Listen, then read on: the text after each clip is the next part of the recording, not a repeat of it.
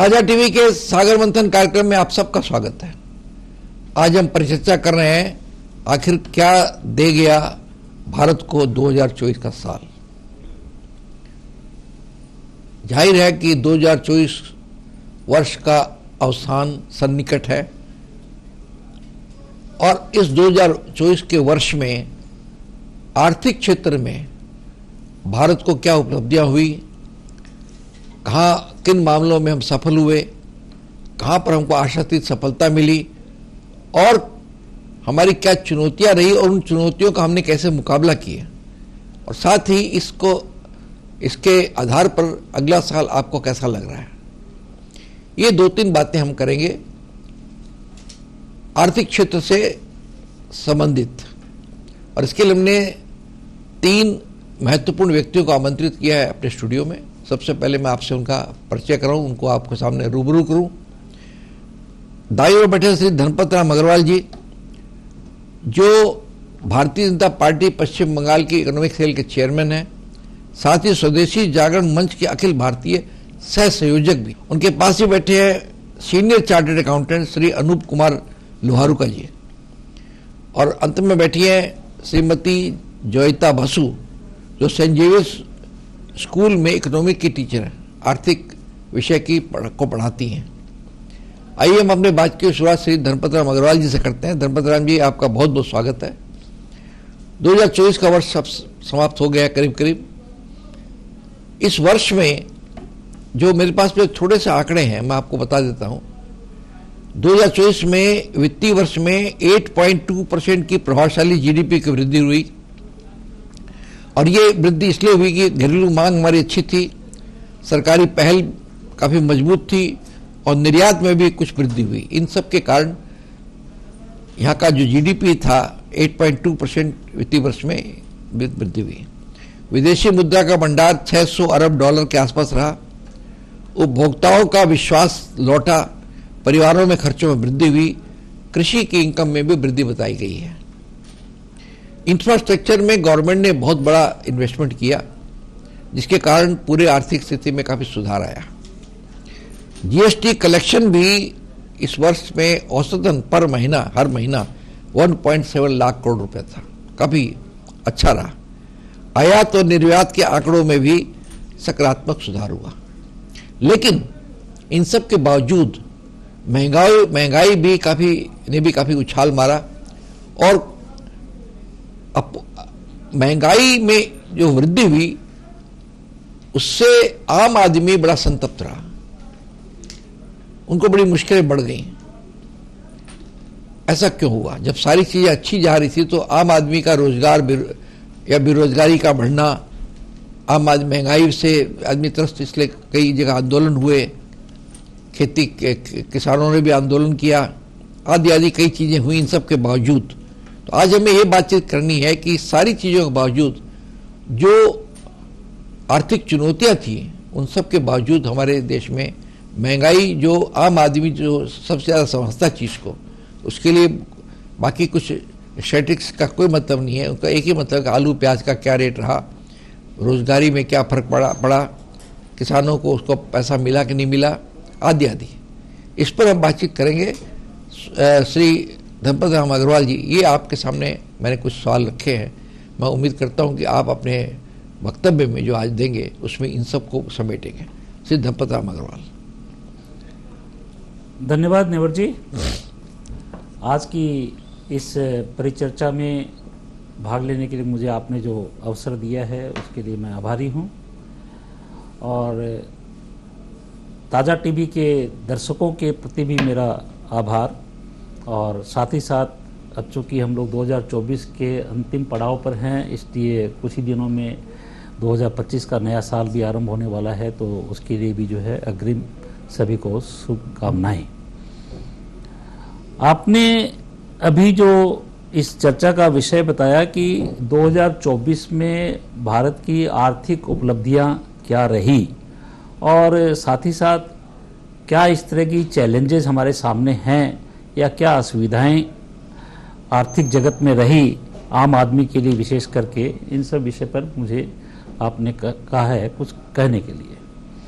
सर्वप्रथम तो मैं यही कहूँगा कि दुनिया की अभी वर्तमान जो आर्थिक परिदृश्य जो हम देख रहे हैं दुनिया में, वहाँ भारत की जो आर्थिक स्थिति है ये बहुत ही सुदृढ़ है।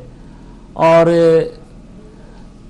इसको मैं 3-4 बातों के आधार पर बताना चाहूँगा कि प्रथम तो कि अभी भारत जो है दुनिया के अंदर में सबसे अधिक रफ्तार से आर्थिक वृद्धि के पथ पर है। और जैसा आपने भी बताया कि पिछले वित्तीय वर्ष में 2023-24 में हमारी जो आर्थिक वृद्धि दर थी वह 8.2% की रही। और आने वाले समय में भी जो है, जैसा कि वित्त मंत्री ने बजट के समय भी कहा था कि हमारी जो आर्थिक वृद्धि दर जो है वो 6.7 से 7% के आसपास 2024-25 में भी रहने वाली है। 2-3 बातें जरा आप इसमें गौर करने की बात है कि इस 2024 के अंदर में प्रथम बार भारत के अंदर में जो विदेशी पूंजी का जो निवेश है वह डॉलर के टर्म में $1 ट्रिलियन से ज़्यादा पार किया है, जो ये बताता है कि दुनिया भर के अंदर में सारे जो विनियोजन करने वाले जो देश हैं उनका भारत की अर्थव्यवस्था पर बहुत विश्वास है। और मोदी जी का जो मेक इन इंडिया का जो एक स्टेप था उसके आधार पर भारत में आज दुनिया की सारी कंपनियां जो हैं वह, और बाकी हर क्षेत्र में, चाहे वो डिफेंस का क्षेत्र हो, आईटी का क्षेत्र हो, टेलीकॉम का क्षेत्र हो, सभी क्षेत्रों में जो है विदेशी कंपनियां भारत में नई तकनीक के साथ और वो यहाँ पर चीज़ें बनाने के लिए अपना इन्वेस्टमेंट कर रही है। तीसरी बात जो है कि 1991 में भारत की जो विदेशी मुद्रा का जो भंडार था वह बहुत ही कम हो गया था। हम मात्र 2 महीने के इंपोर्ट के बराबर हमारा विदेशी मुद्रा भंडार था। आज मैं इस बात के लिए हमारे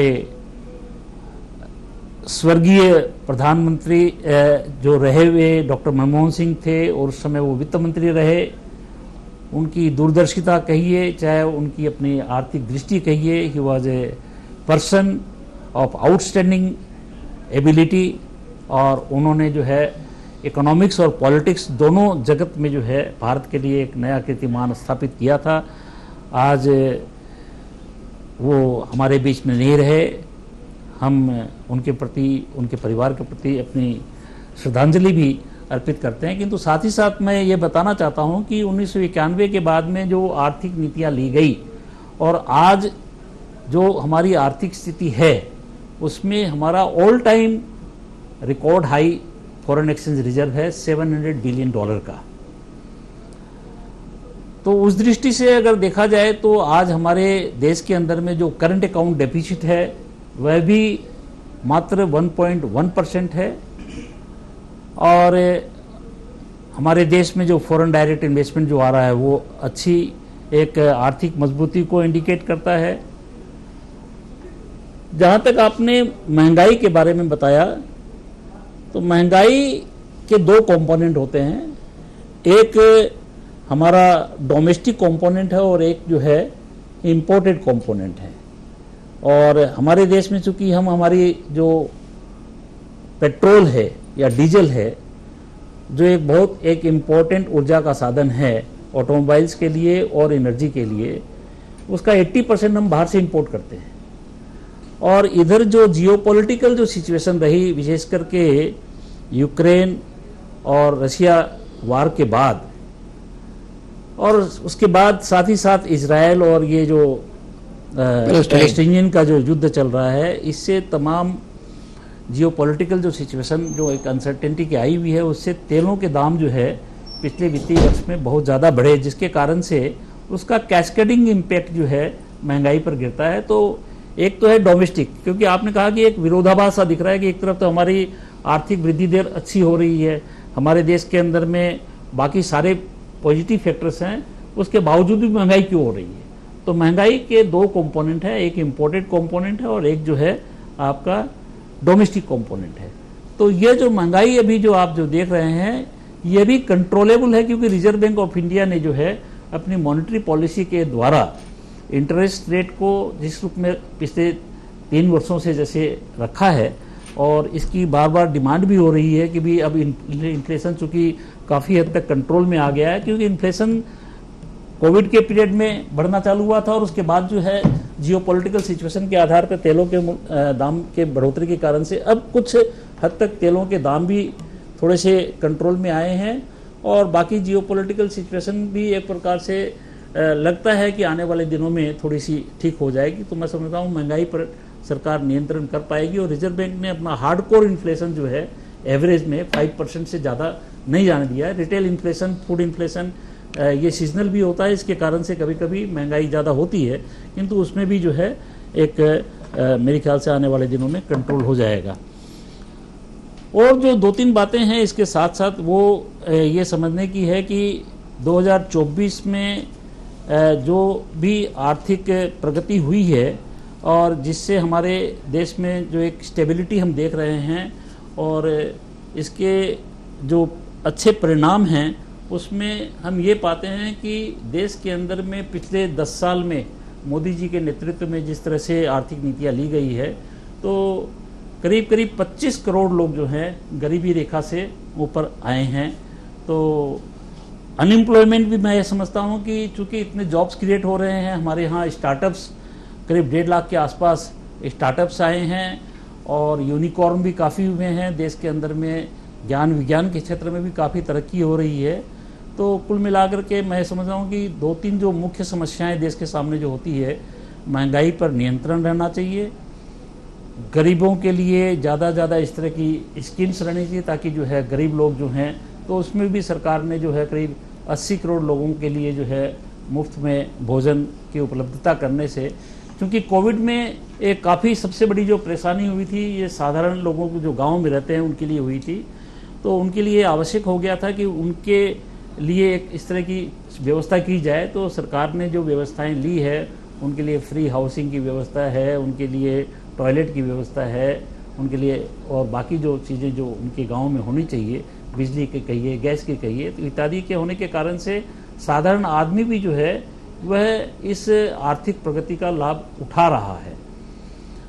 फिर भी मैं कहूँगा कि ऐसा नहीं है कि देश के सामने चैलेंजेस नहीं हैं, चैलेंजेस हैं। इकोनॉमिक प्रोग्रेस के साथ साथ ये भी देखा जा रहा है कि एक आर्थिक वैषम्य भी जो है विषमता बढ़ रही है, और आर्थिक विषमता को घटाना ये भी सरकार का एक दायित्व बनता है और उसके लिए सरकार कोशिश कर रही है। बाय एंड लार्ज अगर देखा जाए तो आज के दिन दुनिया के अंदर भी जो चैलेंजेस हैं, जिसको हमको आने वाले समय में 2024-25 में आने वाले समय में एड्रेस करना पड़ेगा, उसमें एक तो समस्या है एनवायरनमेंट की, पर्यावरण की समस्या, और दूसरी समस्या जैसा अभी अपने देख रहे हैं तकनीकी कारणों से आर्टिफिशियल इंटेलिजेंस की जो एक नई चुनौती सारी दुनिया के सामने है, उससे जॉब क्रिएशन होगा या जॉब लॉस होगा, ये एक बहुत बड़ी चैलेंज हमारे सामने है। और तीसरी बात ये है कि भाई जिस तरह से रोज़गार बढ़ने चाहिए, आज भी जो है मैं ये नहीं कह सकता कि गरीबी की समस्या नहीं है या आर्थिक विषमता की समस्या, तो जैसे मैंने बताया ही, और जो है अनएम्प्लॉयमेंट की भी जो समस्या है। तो इसलिए सरकार का ये प्रयास है कि नौकरी जो है वह एक लिमिटेड ही हो सकती है, इसलिए स्वरोजगार के माध्यम से आप देखे होंगे कि विश्वकर्मा योजना लागू की गई है, और उसमें जो सेल्फ एम्प्लॉयड लोग हैं, क्योंकि हमारे देश के अंदर में अगर देखा जाए तो 93% जो है वो सेल्फ एम्प्लॉयमेंट है और सिर्फ 7% ही ऑर्गेनाइज सेक्टर की एम्प्लॉयमेंट होती है। तो उसमें सरकार चेष्टा कर रही है कि ज़्यादा से ज़्यादा जो है सेल्फ एम्प्लॉयड लोगों को किस तरह से उनके रोज़गार में, और वो उसके लिए ऋण की व्यवस्था करना, उनके लिए इंफ्रास्ट्रक्चर की व्यवस्था करना, उनकी मार्केटिंग की व्यवस्था करना, इन सब चीज़ों में सरकार हर तरह से कोशिश कर रही है कि ताकि जो है उनके लिए एक अपने रोज़गार, यानी रोज़गार का मतलब नौकरी नहीं है, रोज़गार का मतलब कि वो व्यक्ति अपने आप में आत्मनिर्भर होने के लिए किस तरह से काम करे। और सबसे बड़ी बात यह कि सरकार ने अभी जो एक लक्ष्य रखा है कि हम एक अमृतकाल के बेला से गुजर रहे हैं, और उस अमृत काल के अंदर में भारत को एक 2047 तक एक विकसित राष्ट्र बनाने का लक्ष्य रखा गया है। और उसमें कोशिश यही है कि भाई ये जो इतनी भी आर्थिक समस्याएं हैं उन सब से हम निकल करके एक समृद्धशाली, वैभवशाली, एक आत्मनिर्भर भारत कैसे उसका निर्माण किया जा सके, ताकि यहाँ के लोग जो हैं, जो दुनिया की अन्य जो विकसित राष्ट्र हैं उनकी तुलना में अगर कहीं पर भी अगर हम पिछड़े हुए हैं, तो सरकार हर तरह से कोशिश कर रही है कि देश में चाहे वो ग्रामीण क्षेत्र हो, चाहे वो शहरी क्षेत्र हो, एक और चाहे वो पूर्वोत्तर का क्षेत्र हो, चाहे बाकी क्षेत्र हो, रीजनल बैलेंसेस को रखते हुए हमारे ग्राम और शहरी सभी इलाकों में जो है आर्थिक वृद्धि हो। मैं आशा करता हूं कि आने वाले दिनों में जो भी आर्थिक नीतियां सरकार लेंगी उसके आधार पर देश का एक सामंजस्यपूर्ण और एक अच्छा विकास होता रहेगा, जिसका फ़ायदा जो है हमारे गरीब लोगों को, हमारे गांव के लोगों को, सभी को मिलेगा और दुनिया में भारत की जो आर्थिक साख है वो और भी बढ़ेगी। श्री धनपत राम अग्रवाल जी ने बताया कि पिछला साल जो बीत गया, करीब करीब लगभग अवसान हो गया, उसमें आर्थिक स्थिति कुल मिलाकर के अच्छी रही हमारे देश की। उन्होंने आंकड़े देकर के बताया कि चाहे वो विदेशी मुद्रा का मामला हो, चाहे वो ग्रोथ का मामला हो, जीडीपी ग्रोथ का मामला हो, सब कुछ रही। जहाँ तक महंगाई की चुनौती का सवाल है, उन्होंने कहा कि उसके कई फैक्टर्स हैं, कुछ हमारे अंदर के फैक्टर हैं, कुछ बाहर के फैक्टर हैं, उनको भी काबू में करने के लिए भारत सरकार पूरी कोशिश कर रही है। उन्होंने कहा कि ये बात बिल्कुल सही है कि इन सब के बावजूद महंगाई को जिस ढंग से रोकना चाहिए था वो रुक नहीं पाया है। लेकिन हमको आने वाले दिनों में कई ऐसे चैलेंजेज हैं जो सरकार ले रही है, सेल्फ एम्प्लॉयमेंट के क्षेत्र में, स्वरोजगार लोगों को मिले उसके क्षेत्र में, और कई क्षेत्रों में काम हो रहा है, इन्वेस्टमेंट्स हो रहे हैं। उम्मीद है कि ये महंगाई का मामला है, ये कोई परमानेंट नहीं है, ये अभी भी ठीक हो जाएगा, ऐसा लोगों को हमको उम्मीद है। उन्हें आने वाले दिनों में परिवेश, पर्यावरण और एआई, आर्टिफिशियल इंटेलिजेंस का भी कहा कि सब चुनौतियाँ हमको सामना करना पड़ा है। इसी प्रकार श्री धनपत राम अग्रवाल ने सारी विशेषताओं के बावजूद कहा कि कुछ क्षेत्रों में अभी भी महंगाई जैसे क्षेत्रों में अभी भी हमारे सामने चुनौतियाँ हैं। इस प्रकार हमने धनपत राम अग्रवाल जी से बात की। हम दूसरे प्रतिभागी से अपनी बात कहने के लिए कहें, इससे पहले हम लेते हैं छोटा सा ब्रेक। आप देखते रहिए सागर मंथन।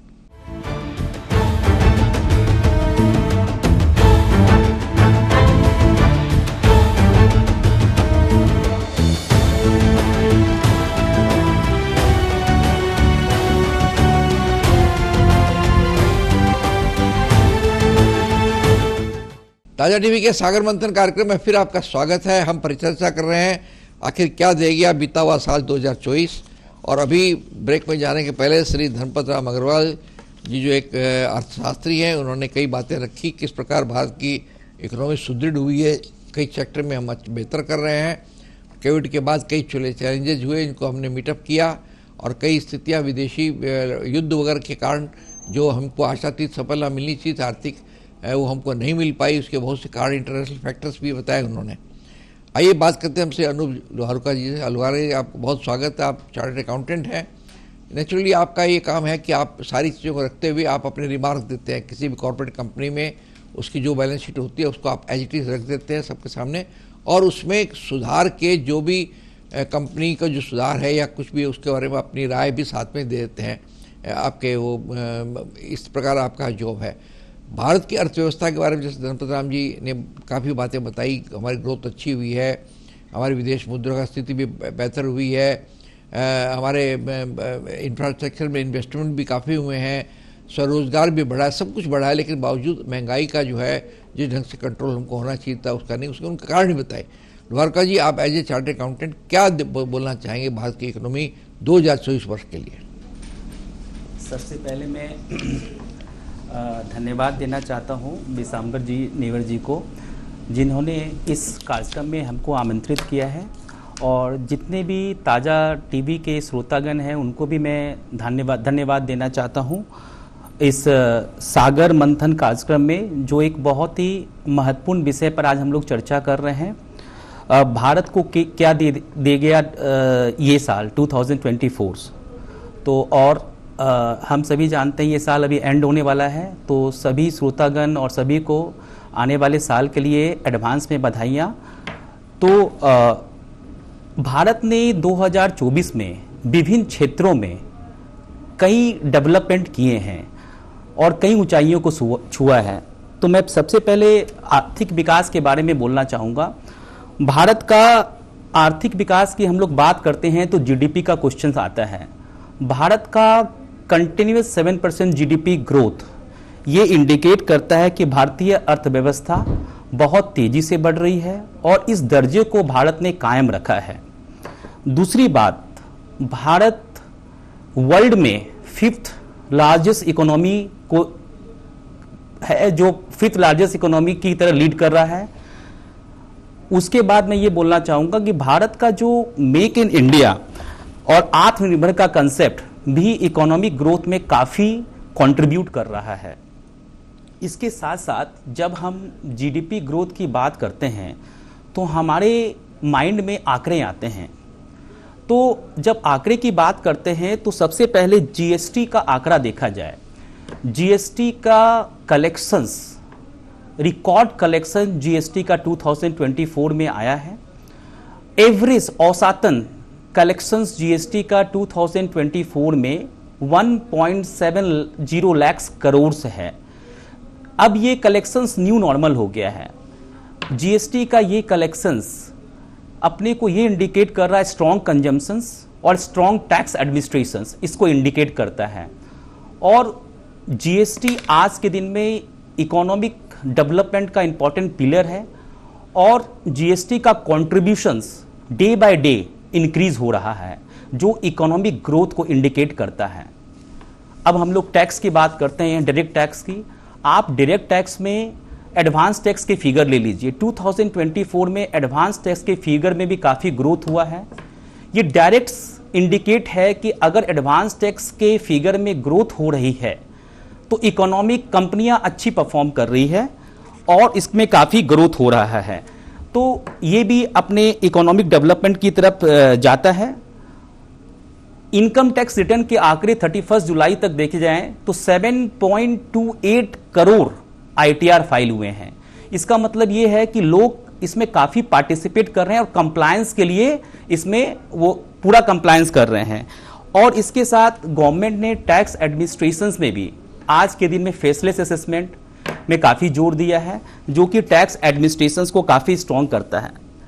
हम लोग इकोनॉमिक ग्रोथ की बात करते हैं तो हमारी यूनियन बजट 2024 में इंफ्रास्ट्रक्चर पर बहुत जोर दिया गया था। इंफ्रास्ट्रक्चर्स को काफ़ी प्रायोरिटी दी गई थी। अभी हमारी सरकार एवरी डे 27 किलोमीटर रोड्स बना रही है। इससे हमारी इंटर कनेक्टिविटी बहुत अच्छी हो रही है और इसका direct connections transport, logistics, infrastructures, employment opportunities सभी से है। क्योंकि अल्टीमेटली ये देखा जाए कि अगर इंफ्रास्ट्रक्चर इस तेजी से बढ़ लेंगे तो हमारी बहुत सारी चीजें कंट्रोल होगी।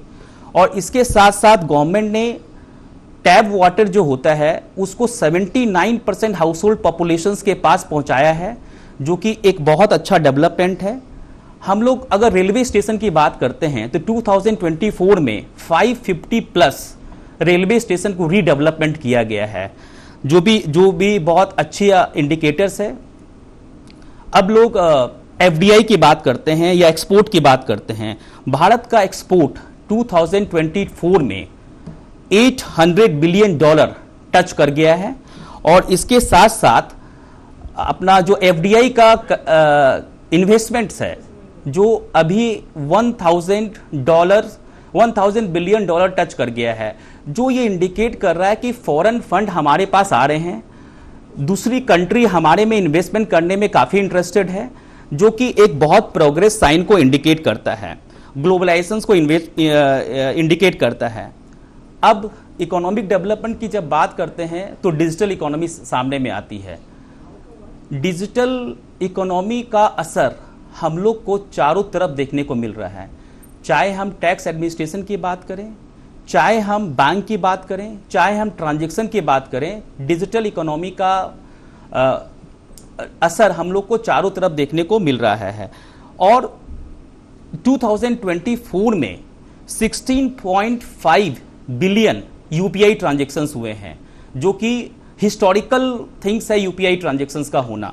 इसके साथ साथ डिजिटल 2.0, हर गांव में इंटरनेट कनेक्टिविटी, ये एक गवर्नमेंट का बहुत अच्छा प्रयास है, जिसके थ्रू हम लोग की इकोनॉमिक ग्रोथ और होगी। जब लोग इंटरनेट से जुड़ेंगे तो डेवलपमेंट और बेसी होगी, और स्पेशली जब ये गांव में होगी तो इसका असर बहुत ज़्यादा देखने को मिलेगा।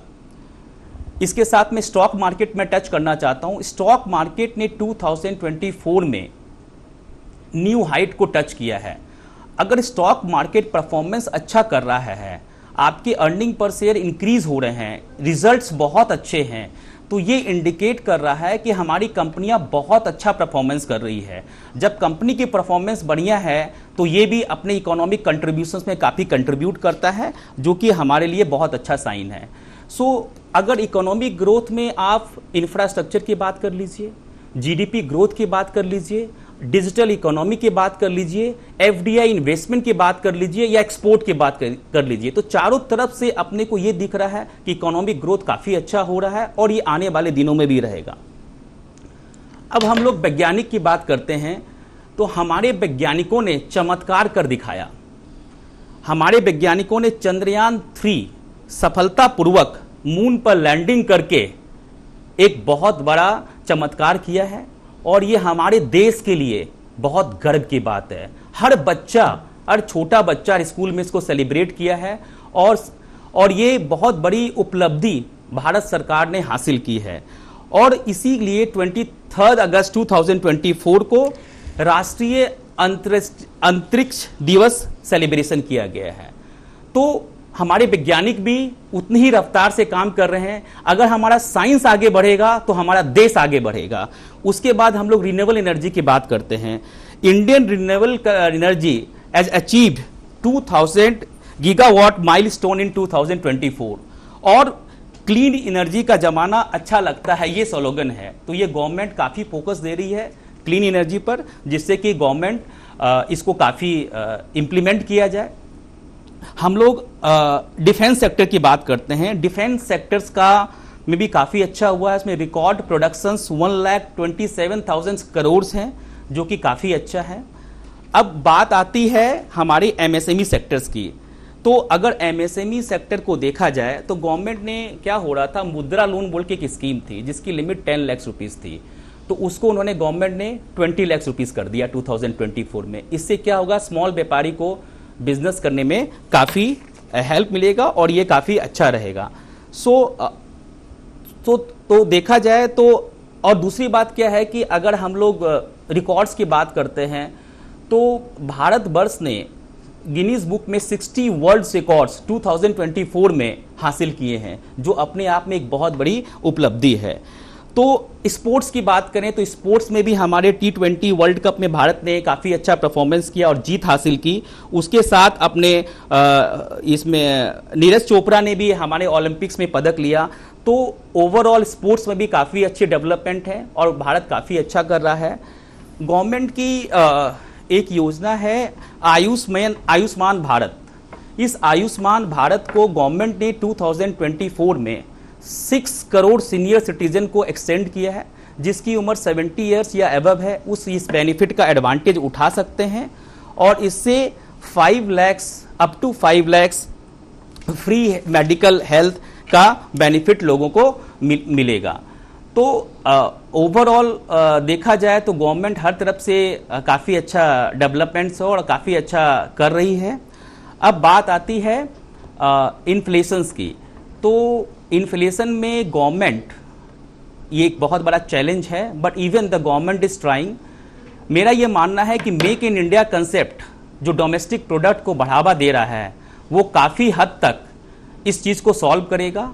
और गवर्नमेंट काफ़ी फोकस कर रही है कि मेक इन इंडिया कंसेप्ट को काफ़ी बढ़ाया जाए। जब डोमेस्टिक प्रोडक्ट अपने प्रोडक्शंस बढ़ेंगे तो ऑटोमेटिकली इन्फ्लेशंस कंट्रोल होगा। अभी क्या हो रहा है, जैसा कि पेट्रोल इंपोर्ट बहुत सारे प्रोडक्ट होते हैं, उसमें हमारे पास कोई रास्ता नहीं है। तो अगर हम लोग मेक इन इंडिया के कंसेप्ट में जाएंगे तो उससे काफ़ी गवर्नमेंट को फायदा है। Second, reserve bank of India is continuously trying by interest rates to the control the inflations, but मैं भी इस बात को मानता हूं, due to the uncertainties in the 2024 थोड़ा इन्फ्लेशन का फैक्टर रहा है, but in the same time मेरा ये विश्वास है कि आने वाले समय में इन्फ्लेशन भी काफ़ी कंट्रोल होगा और हम लोग इसमें भी काफ़ी कंट्रोल देखेंगे। तो ओवरऑल अगर देखा जाए तो भारत ने हर क्षेत्र में एक नई ऊंचाइयों को छुआ है और आने वाले समय में भी भारत आगे प्रोग्रेस करता रहेगा और डेवलपमेंट हम लोग को अच्छे दिखते रहेंगे। श्री अनूप लोहारुका जी ने बड़े वाइड से बड़े डिटेल में हमारे देश में जो डेवलपमेंट आर्थिक क्षेत्र में हो रहे हैं उनके बारे में एक बड़ी विहंगम दृष्टि से सबको बताया उन्होंने। उनका हमारा जीडीपी ग्रोथ हुआ है, आर्थिक विकास हुआ है, हम 5th वर्ल्ड की लार्जेस्ट इकोनॉमी बन रहे हैं, मेक इन इंडिया में भी बहुत प्रोग्रेस हुई है, आत्मनिर्भरता भी बढ़ी है और जीएसटी का रिकॉर्ड कलेक्शन हुआ है, डायरेक्ट टैक्स के मामले में भी ग्रोथ हुई है, इनकम टैक्स कलेक्शन भी पहले से बढ़ा है, 1.7 किलोमीटर रोड पर डे बन रही है, आदि कई उन्होंने उदाहरण दिए, रेलवे स्टेशन, एफडीआई और इन सब से में और स्टॉक मार्केट में भी नई ऊंचाइयां मिली हैं उनको। उन्होंने कहा कि ये जो हमारे वैज्ञानिक साइंटिफिक ढंग से कैसे बढ़ा जाए, इससे हम बढ़ा रहे हैं। राष्ट्रीय अंतरिक्ष दिवस भी मनाया जाने लग गया, मैंने एक वैज्ञानिक प्रगति भी हमारे देश में बढ़ा है ये। और रिन्यूएबल एनर्जी के मामले में मुद्रा लोन, आयुष्मान भारत, कई चीज़ों का जिक्र किया उन्होंने और क्षेत्र में है। अब इन सब के क्षेत्र के अंदर में इसके बावजूद कैसे ये महंगाई को कंट्रोल किया जाए उसके ऊपर धर्मपत राय जी बता चुके हैं। ये हम अगले दौर में आपसे पूछेंगे कि इन सब के बावजूद आम आदमी तक उसका राहत क्यों नहीं पहुंच रही है, आम आदमी तक उसकी उन्नति की जो है चीज़ें क्यों नहीं पहुंच रही है, कैसे आम आदमी वंचित है, रोज़गार में उसका असर नहीं पड़ रहा है, कई चीज़ें हैं जो मैं आपको बताऊंगा। इसके बारे में आपसे हम जवाब लेंगे अगले दौर में। इस प्रकार हमने अनूप लोहारुका जी से बात की जो एक सीनियर चार्टर्ड अकाउंटेंट है, इसके बाद धर्मपत राम जी से बात की इकोनॉमिक्स से, इसके पश्चात हम बात करेंगे एक इकोनॉमिक्स की टीचर से। लेकिन अभी समय हो गया ब्रेक का, हम लेते हैं छोटा सा ब्रेक, देखते रहिए सागर मंथन।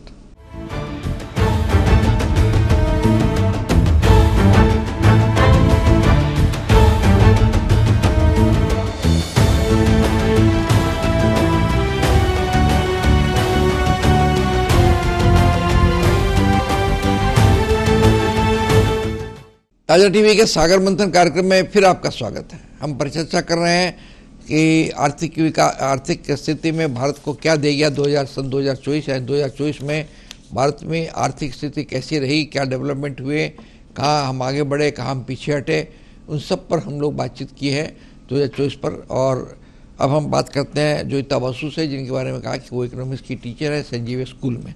जोईता जी, आपका बहुत बहुत स्वागत है। अभी आपके सामने हमारे दो प्रतिभागी श्री अनूप जलोटा और धर्मपत राम अग्रवाल जी ने देश की आर्थिक स्थिति के बारे में एक विहंगम दृष्टि हमारे सामने रखी उन्होंने, जिसका सार ये है कि देश में इकोनॉमिक डेवलपमेंट सभी क्षेत्रों में, जितने क्षेत्र होते सब बढ़ रहे हैं। लेकिन उनका भी ये कहना है कि आर्थिक क्षेत्र में जो डेवलपमेंट चल रहे हैं इससे इन्फ्लेशन में भी फर्क पड़ेगा। कुछ कारण है अभी भी आर्थिक, कुछ क्योंकि सब कारण हमारे डोमेस्टिक कारण नहीं होते, कुछ बाहरी चीज़ें भी ऐसी होती है जिनके कारण हमको इफेक्ट होता है। आइए अब आप हमको बताइए जोईता जी कि देश में जो इकोनॉमिक ग्रोथ है पहले के मुकाबले, पहले वर्षों के मुकाबले, ये जिन्होंने जो प्रॉमिस किया था इन लोगों ने कि हम रोज़गार देंगे, 2 करोड़ आदमी को रोज़गार देंगे, इसका प्रॉमिस था। उन्होंने कहा था कि इन्फ्लेशन कम होगा, इन्होंने कहा था कि हमारा ब्लैक मनी का ख़त्म हो जाएगी या कम होगी। इन सब जो हमारे प्रॉमिसेस थे जिनकी वजह से हमारी इकोनॉमी का हालत ख़राब थी, उसकी वजह से हम लोग कहाँ तक आगे बढ़े हैं और क्यों नहीं महंगाई हम रोक पा रहे हैं, रुक पा रही है महंगाई, बल्कि बढ़ रही है आम आदमी की नज़र में, इसके बारे में हम जानना चाहेंगे मैडम जोईता बसु से।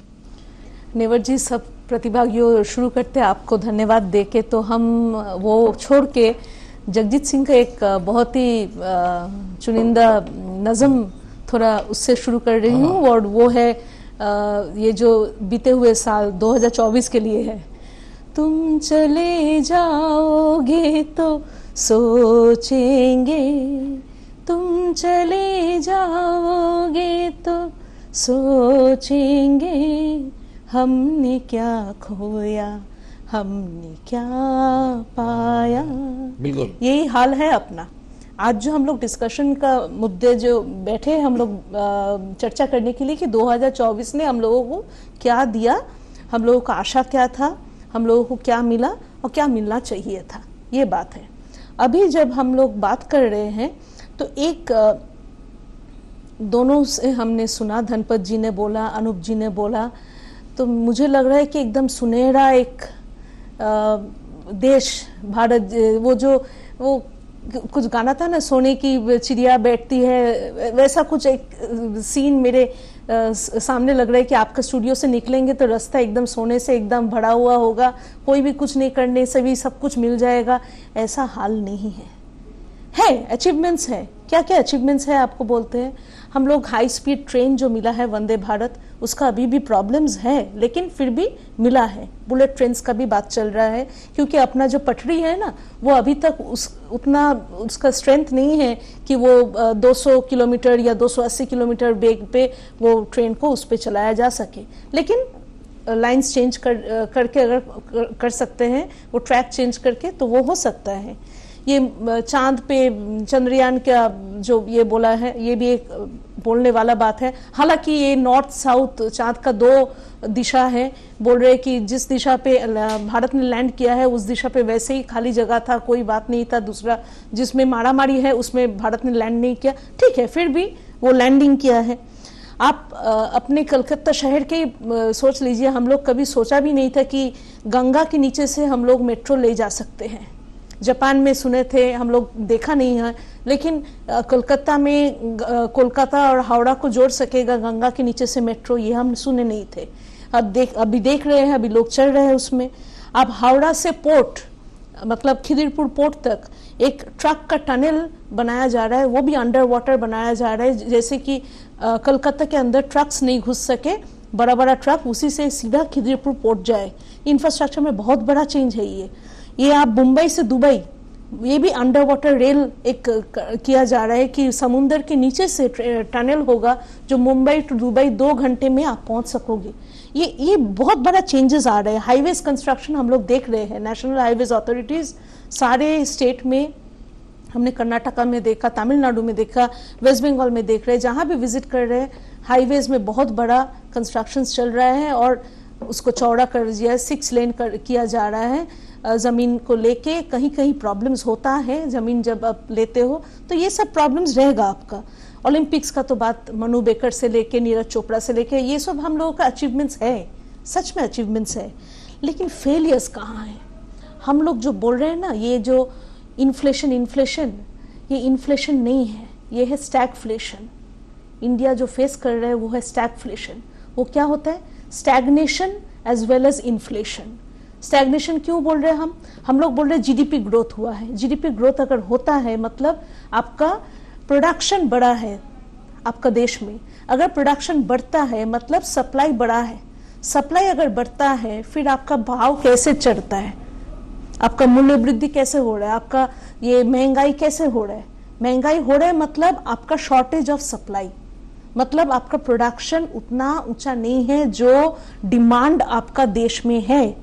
हो सकता है आप एक्सपोर्ट कर रहे हो जिसके वजह से आपका देश में जो जितना लोगों को सामान मिलना चाहिए उतना सामान उनको नहीं मिल रहा है, उससे जो दुकानदार है या जो रिटेलर है या होलसेलर है वो अपना प्राइस बढ़ा दे रहे हैं। ये एक बात हो सकता है।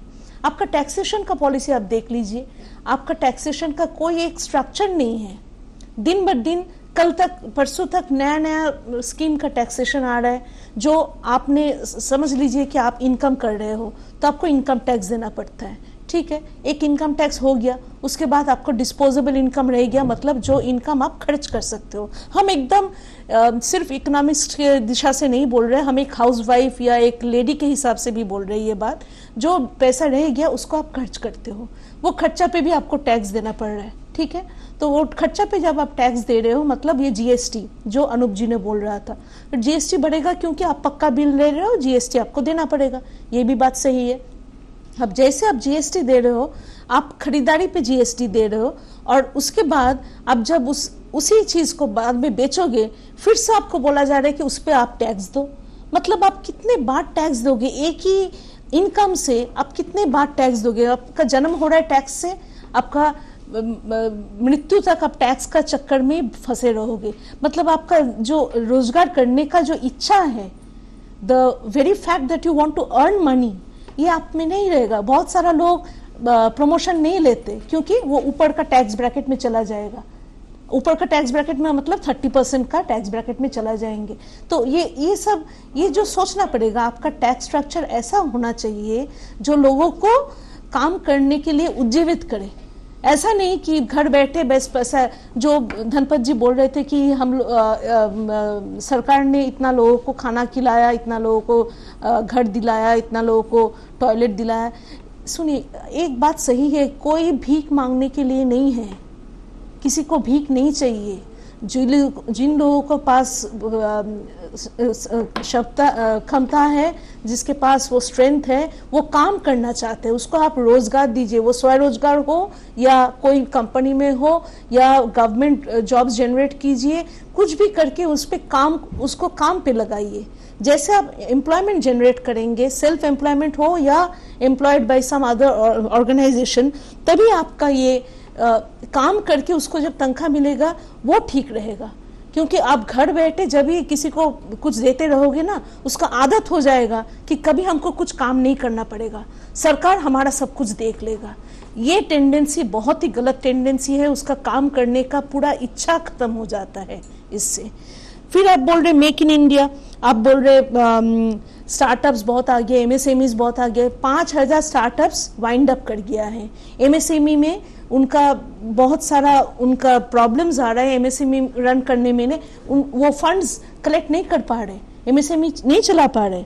आप लोग ये सोचना चाहिए कि अपना देश में अंदरूनी जो समस्या है उसको सुलझाना चाहिए। वो छोड़ के हम लोग बांग्लादेश को लेके पड़े हैं, हम लोग पाकिस्तान को लेके पड़े हैं, हम लोग जिंदगी, हम बोलते हैं ना, हमको अपनी खबर नहीं यारो तुम जमाने की बात करते हो। ये बात हो गया अपना इंडिया का।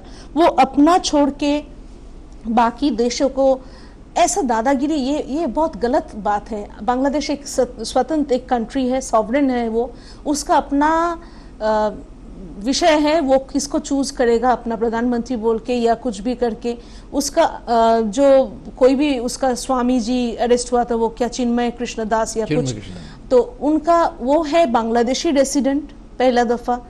हिंदू हो सकता है, हिंदू तो होल वर्ल्ड में हिंदू बहुत सारा जगह होता है, तो वो हिंदू है ठीक है, लेकिन he is a Bangladeshi resident.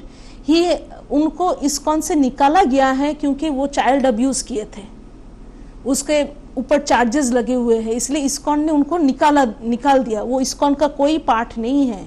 फिर भी हम लोग उनको सेडिशन चार्ज में बांग्लादेश सरकार ने गिरफ्तार किया है। उनका लॉ है, वो बांग्लादेश में रहते हैं, हमारे साथ उसका कोई लेन देन नहीं है। लेकिन इंडिया में वो लेके ललकार जारी है। बीजेपी बंगाल में ललकार जारी रखा है। शुभेंदु अधिकारी ऐसे बड़े बड़े नेता लोग इतना बड़ा बड़ा बात कर रहे हैं, हिंदू मुस्लिम डिवाइड, बांग्लादेशी एकदम खतरनाक है। इकोनॉमी नाउ, हाँ, so we should focus on our economic growth, not we should focus on our economic development, that is more important। क्योंकि ग्रोथ मतलब सिर्फ आपका वो आंकड़े से ग्रोथ होता है, लेकिन डेवलपमेंट नहीं होता है। डेवलपमेंट मतलब आपका रिच पुअर का जो इनइक्वालिटीज है, ये आपको कम करना पड़ेगा, सबको काम देना पड़ेगा, इन्फ्लेशन को कंट्रोल में लाना पड़ेगा। देखिए, इन्फ्लेशन ऐसा नहीं होता, इन्फ्लेशन अपने आप से नहीं होता, डिमांड पुल कॉस्ट पुश, दो तरह का इन्फ्लेशन हो रहा है। अभी जो तेल का भाव की वजह से जो इन्फ्लेशन हो रहा है, एकदम ठीक बात बोला है दोनों ने, धनपत जी ने और अरुण जी ने, कि हमको तो इंपोर्ट करना ही पड़ेगा। तो मतलब कुछ कुछ आइटम्स हैं जो हम जितना भी बोले वो मेक इन इंडिया नहीं होगा। अपना तेल का रिजर्व उतना नहीं है कि हम तेल अपने आप पैदा करें, तो तेल हमको लेना पड़ेगा। अगर लेना ही पड़ेगा तो ट्रांसपोर्टेशन कॉस्ट के साथ साथ सारे चीज़ों का भाव बढ़ता जाएगा, तो हमको कुछ ऑल्टरनेटिव सोचना पड़ेगा। तो alternative in place of oil, तो ऑल्टरनेटिव सोर्सेज ऑफ एनर्जी, वो नेचुरल गैस हो सकता है, वो विंड पावर हो सकता है, वो हाइड्रो इलेक्ट्रिक पावर हो जाता है। क्योंकि India is a very rich country in terms of river, इतना नदियां हैं अपने, उसका अगर आप हार्नेस करोगे उसका power, river hydro electric power, तो आपको तो तेल उतना लेना नहीं पड़ेगा। तो सोचना पड़ेगा, you have to be a very forward thinker in this way. नहीं तो सिर्फ एक दृष्टि से देखना, आंकड़े देखने से कुछ पता नहीं चलता, आंकड़े कुछ भी बोलता है, आंकड़े का कैसे इंटरप्रेट किया जाता है वो बहुत इंपॉर्टेंट है। मैडम जोयिता बसु जी ने कुछ दूसरी चीज़ों पर ध्यान हमारा आकर्षित किया कि हम ठीक, हमारे देश में कई अचीवमेंट्स हुए हैं, इसमें कोई दो राय नहीं है, लेकिन आज भी जो है हमारे यहाँ इन्फ्लेशन बढ़ रहा है, बेरोज़गारी बढ़ रही है। उन्होंने कहा कि स्टेगनेशन है हमारे, और है सेक्लेशन, जो भी इन्फ्लेशन, और टैक्सेशन पॉलिसी भी कुछ ऐसी होनी चाहिए जो करे। और कई जगह स्टार्टअप ने जो मेक इन इंडिया जो है, उसमें मेक इन इंडिया में मैं नहीं समझता कोई मेक इन इंडिया में कोई बड़ी प्रोग्रेस हुई है, हालांकि गवर्नमेंट ने आंकड़े दिए हैं। इसके अलावा दो तीन चीज़ें और हैं जिन पर हम बातचीत करेंगे, अन्य बिंदुओं पर बातचीत करेंगे। अभी समय हो गया एक ब्रेक लेने का, हम लेते हैं ब्रेक। आप देखते रहिए सागर मंथन।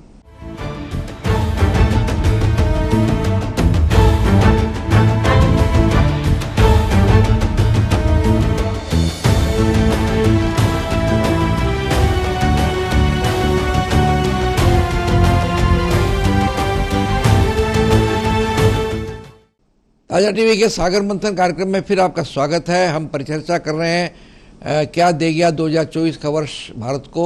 और अभी हमारे ब्रेक में जाने के पहले श्रीमती जोयिता बसु ने कहा, उसके पहले हमारे अन्य दो प्रतिभागियों ने कहा कि अब हम कुछ एक दो बिंदुओं पर बातचीत करेंगे। तो हम बात शुरुआत करते हैं उसकी धनपत राम अग्रवाल जी से, जो एक इकोनॉमिक्स थे। इकोनॉमिक धनपत जी, बताइए, आपने एक बड़ी रोजी पिक्चर, एक बहुत गुलाबी तस्वीर हमारे सामने रखी, लेकिन ये भी फैक्ट है कि 80 करोड़ लोगों को, हमारे देश की पॉपुलेशन है 140 करोड़, उसमें 80 करोड़ लोगों को हम फ्री राशन दे रहे हैं, मुफ्त राशन दे रहे हैं। ये तस्वीर क्या बताती है? एक नंबर। दूसरी बात है कि हमने पार्लियामेंट में इस बात की चर्चा हुई कि हमारे देश की अगर 3 ट्रिलियन के वो इकोनॉमी हो जाएगी तो शायद ये 80 करोड़ की जगह हमको 100 करोड़ लोगों को फ्री राशन देना पड़ता। ये एडवर्स चीज कैसे, जैसे जैसे हमारी इकोनॉमी बढ़ रही है वैसे वैसे गरीबी भी बढ़ रही है साथ समय। ये जो डिस्पैरिटी आ रही है, इसको कैसे बंद किया जाएगा? ये दोनों आंकड़े गवर्नमेंट के ही हैं। हाँ, देखिए, पहले तो मैं बताना चाहता हूँ कि जो गलत फहमियाँ हैं, उन गलत फहमियों को पहले दूर करना जरूरी है। एक नंबर तो जैसे कि जैतिया जी ने बताया कि स्टेगफ्लेशन है। स्टेगफ्लेशन किसको कहते हैं? जब आपकी ग्रोथ नहीं होती तो इन्फ्लेशन बढ़ता है। यहाँ तो हमारी ग्रोथ हो रही है, आपने भी कहा, और ये तो आंकड़े बताते हैं कि 8.2% ग्रोथ रेट, और वो भी दुनिया की सभी इकोनॉमी की जो ग्रोथ हो रही है उसमें हमारे ग्रोथ रेट काफ़ी तेज़ रफ्तार से हम ग्रो कर रहे हैं। इन्फ्लेशन का एक इशू है, तो इन्फ्लेशन के लिए जैसे मैंने पहले भी बताया था कि इन्फ्लेशन के दो फैक्टर्स होते हैं, कुछ एक्सटर्नल होते हैं, कुछ इंटरनल होते हैं, और उस पर भी काबू रखा गया है। ऐसा नहीं है कि जो है इन्फ्लेशन हमारे यहाँ बिना रेट टोक के आगे बढ़ रहा है। इन्फ्लेशन की जो बढ़ने की जो प्राइस राइज की जो सीजनल इन्फ्लेशन एक अलग चीज़ है, किंतु अगर साल भर का अगर एवरेज इन्फ्लेशन देखेंगे तो रिजर्व बैंक के आंकड़े बताते हैं कि 5% से ज़्यादा हमारा इन्फ्लेशन नहीं है। आप अगर 2004 से 2014 के यूपीए के समय का देखेंगे तो डबल डिजिट इन्फ्लेशन चलता था। अभी तो इन्फ्लेशन जो है उस दृष्टि से काफ़ी कंट्रोल में है। सीजनल इन्फ्लेशन कभी होता है, और बाकी जो एक्सटर्नल फैक्टर्स, जियोपॉलिटिकल रीजन मैंने बताया कि उस कारण से तेल के दाम बढ़ गए थे, कुछ लॉजिस्टिक सप्लाई चारों तरफ से जो है। किंतु दुनिया में जहाँ इन्फ्लेशन की जो सिचुएशन है, दुनिया बाकी देशों में जो इन्फ्लेशन है, इवन यूरोप के अंदर में, अमेरिका के अंदर में, बाकी तमाम सारे देशों में ये जो जियोपॉलिटिकल सिचुएशन है जिसके कारण से इन्फ्लेशन हो, उस दृष्टि से अगर कंपेरिजन करके देखेंगे तो आज के दिन भारत के अंदर में इन्फ्लेशन काफ़ी हद तक कंट्रोल में। एक नंबर बात। दूसरा नंबर, आपने कहा कि जो है 80 करोड़ लोगों को जो मुफ्त भोजन देने की जो व्यवस्था है, तो उसमें मैं ये कहना चाहता हूँ कि कोविड के बाद जो है एकाएक जो है, अगर आप कोविड के पहले और कोविड के बाद के पीरियड को अगर देखें तो हमारा जो गिनीज कोएफिशिएंट एक बोलते हैं, जिसमें इनकम इनइक्वालिटी के अंदर में हमारे कोविड पीरियड में गरीब जो हैं उनकी संख्या काफ़ी बढ़ गई बिकॉज ऑफ सेवरल फैक्टर्स। तो वो जो उनको एक प्रकार से जो तकलीफ हुई है, उस तकलीफ को एक टेम्पररी 2-3-4 साल समय लगता है उस पीरियड के लिए। ऐसा नहीं कि वो अनंत काल तक हम उनको फ्री मुफ्त। गरीबी का जहाँ तक सवाल है, गरीबी तो घटी है। प्राइम मिनिस्टर ने बताया और पार्लियामेंट के अंदर भी दिया, 25 करोड़ लोग जो है गरीबी रेखा से ऊपर आए हैं। किंतु फिर भी जो है कुछ लोगों की आय जो है because of several factors including Covid, उसमें कुछ आय घटने के कारण से उनकी जो आर्थिक तंगी आई उसको टेम्पररी हम एक बार उसको ठीक कर रहे हैं, और लगातार हम उनको मुफ्त में खिलाते रहेंगे ऐसा नहीं। उनके लिए तो अल्टीमेटली जो है इकोनॉमी अगर प्रोग्रेस करती है मेक इन इंडिया के द्वारा, या हम आत्मनिर्भर भारत का जो स्वप्न देख रहे हैं, महंगाई भी घटेगी, ग्रोथ भी बढ़ेगी और उसके साथ लोगों की आय भी बढ़ेगी। तो ये समय आर्थिक यही सवाल का जवाब अनूप जी से लेते हैं। अनूप जी, आपको क्या लग रहा है? मैं आपको एक दो और आंकड़े बताता हूं कि हमारे यहाँ पर पेट्रोल जितना हम लोगों ने पेट्रोल निकाला, उसके बाद पिछले 10-12 साल में पेट्रोल में 1 गैलन भी वृद्धि नहीं हुई है। पेट्रोल का बिल हमारा बढ़ता जा रहा है। इंपोर्ट, जो सबसे बड़ा इंपोर्ट होता है पेट्रोल का, उस पेट्रोल में कहीं कोई प्रगति नहीं हुई है। ONGC oil natural gas commission का जो रिपोर्ट आई है उसमें अंदर में ये है। रेलवे के अंदर में कितने कई जगह रेलवे बंद की गई है। 30 लाख स्कूलों को बंद किया गया, उनको जो एड मिलती वो बंद हुई है। दूसरी बात, जो ये आंकड़े होते हैं ये एवरेज होता है। एवरेज हमारे देश में क्या है, ये हमारे देश में ही आई है रिपोर्ट की 1% लोग हमारे देश के 68% इकोनॉमी को कंट्रोल करते हैं।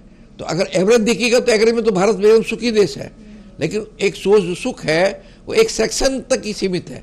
इस डिस्पैरिटी को चलते आपको लगता है भारत का भविष्य उज्ज्वल है? बहुत संक्षेप में। सर, सबसे पहले मैं एक GST के बारे में बोलना चाहता हूँ। जैसा युक्ता जी ने बताया कि परचेज पर भी टैक्स लग जाता है, सेल पर भी टैक्स लगता है, ऐसा नहीं है। सबसे पहले ये समझना पड़ेगा GST एक बहुत बड़ा हिस्टोरिकल रिफॉर्म्स है। पहले बहुत सारे टैक्स हुआ करते थे, अब एक सिंगल टैक्स है। आपका कर्नाटका में भी सेम टैक्स है और आपका कोलकाता में भी सेम टैक्स है, तो पूरा वन नेशन वन टैक्स है। और अगर आप GST को इतना मानते हैं तो GST में 100 से अधिक रिफॉर्म हो चुके हैं। हाँ, उसका कारण है सर, जब कुछ रिफॉर्म गवर्नमेंट लगातार प्रयास करी। और मैं एक चीज खाली आपको एड्रेस करना चाहता हूँ, आपने कहा सबसे बड़ा रिफॉर्म हुआ, उसमें 100% सुधार हो चुके हैं। क्योंकि सर क्या है ना, जब कोई हिस्टोरिकल रिफॉर्म्स होता है उसमें थोड़ी टाइम लगती है। गवर्नमेंट बहुत ट्राई कर रही है। मैं एक चीज खाली आपको एड्रेस करता हूं आपके चैनल के थ्रू। हम लोग जब परचेज करते हैं ना, उस पर जो टैक्स लगता है, जब हम लोग की सेल पर टैक्स लगता है तो परचेज में जो टैक्स लगा उसका क्रेडिट मिल जाता है। तो ऐसा नहीं है कि हम लोग परचेज पर भी टैक्स दे रहे हैं और सेल पर भी टैक्स दे रहे हैं, ये नहीं है। ये सीमलेस इनपुट टैक्स क्रेडिट चलता है, जिससे कि अल्टीमेटली सेल पर क्रेडिट मिल जाती है इनपुट टैक्स क्रेडिट की। तो ऐसा नहीं है। तो ओवरऑल मेरा ये कहना है कि GST का असर और दिखेगा और गवर्नमेंट काफी ट्राई करी है। जैसा आपने भी बताया कि ये 7 ईयर्स लग गए, लेकिन हाँ, आने वाले 1-2 साल में हम लोग उसका काफी बेनिफिट देखेंगे। रहा बात अपने पेट्रोल प्राइसेस का, इन्फ्लेशंस का, मैं ये बोलना चाहता हूं कि petrol prices, government solar energy पर काफ़ी फोकस कर रही है, जिससे इसमें काफ़ी अपने को असर देखने को मिलेगा। और अगर पेट्रोल की प्राइस को लेके गवर्नमेंट ऑल्टरनेट देख रही है कैसे इसको कंट्रोल किया जाए। इन्फ्लेशंस मैं ये एड्रेस करना चाहता हूँ, in compare to other country ये इन्फ्लेशन काफ़ी कंट्रोल में है। और जैसा मैंने बताया कि लास्ट टाइम बहुत चैलेंजेस थे, उस लेके इन्फ्लेशन बहुत था। रहा बात स्कूल कॉलेजेस बंद हुए हैं, जहां पर अनप्रोडक्टिव स्कूल कॉलेजेस है वहां गवर्नमेंट को उसको खोलने से या करने से कोई फायदा नहीं है। गवर्नमेंट अदर्स कॉलेजेस और स्कूल ओपन भी कर रही है, बहुत सारे मेडिकल कॉलेज ओपन भी हुए हैं 2024 में। तो अगर आप बता सकते हैं भारत में कितनी यूनिवर्सिटीज और खुली है नई 10 साल में? 427 यूनिवर्सिटी, यस, 420 यूनिवर्सिटी खुली नहीं अभी तक, एक प्रोसेस में है, लेकिन खुल गई हैं, खुल गई और बहुत सारी खुलने के रास्ते में है। बहुत सारे मेडिकल इंस्टीट्यूशंस भी खुले हैं और IIMs भी नए बड़े हैं। तो वो तो सब एजुकेशनल सेक्टर के अंदर में सब बढ़ोतरी हो रही है। यूनिवर्सिटी, ये जो आपकी जो यूनिवर्सिटी खुली हैं, उसके बावजूद कई स्कूलों में ग्रांट भी तो बंद हुई है गवर्नमेंट की। स्कूलों में ग्रांट तो बढ़ी, जो गवर्नमेंट पेमेंट करती है। ऐसे कोई आंकड़े तो नहीं है कि ग्रांट्स घटी हो। स्कूलों में जो गवर्नमेंट खर्च करती है, मैं पास आंकड़े नहीं, उनके काफी पहले से कम हुई है। चलो फिर कभी अलग से शिक्षा जगत के लिए अलग से बैठक आप रखिए, बात करेंगे, मंथन करेंगे उसको। अच्छा, अब आइए हम बात करते हैं इनसे।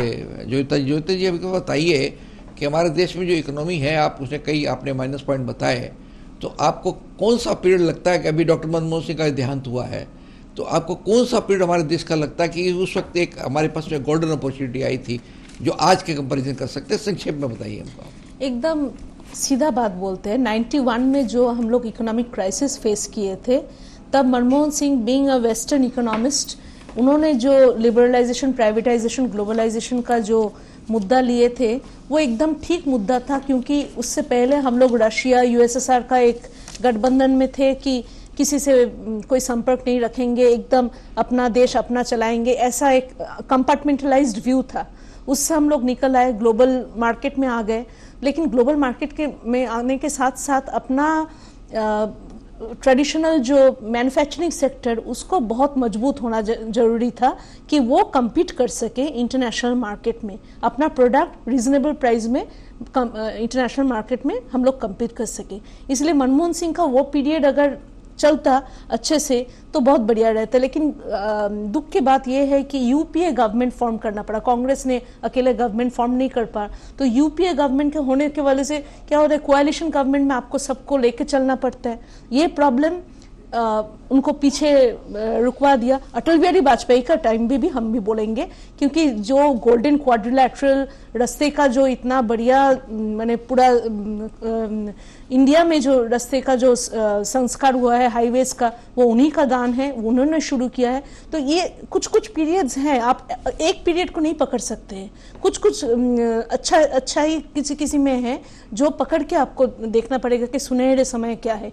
Population is a big challenge for India, और अनप्रोडक्टिव पॉपुलेशन, जिसको नौकरी नहीं मिल रहा है, जिसको जो बोझ बन जा रहा है। एक आदमी अर्न कर रहा है, 5 आदमी उस पर भरोसा करके बैठा है, वो कुछ लेके आएगा घर में तो उससे संसार चलेगा।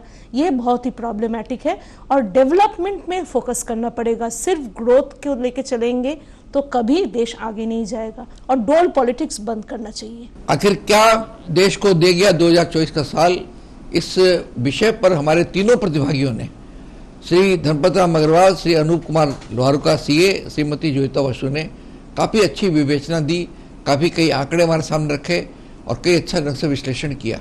हम आप तीनों के शुक्रगुजार हैं। हम हमारे दर्शकों से भी चाहते हैं अगर वो भी इस मामले में कोई राय रखते हो हमें लिख करके भेजें। हमारा पता है ताज़ा टीवी 37 शेक्सपियर सरनी, कलकत्ता 17। आप हमें ईमेल के जरिए भेज सकते हैं। हमारा ईमेल का पता है response@tazatv.com। हम अगले हफ्ते फिर मिलेंगे नए विषय के साथ और नए प्रतिभागियों के साथ। तब तक के लिए आप हमको आज्ञा दीजिए। नमस्कार।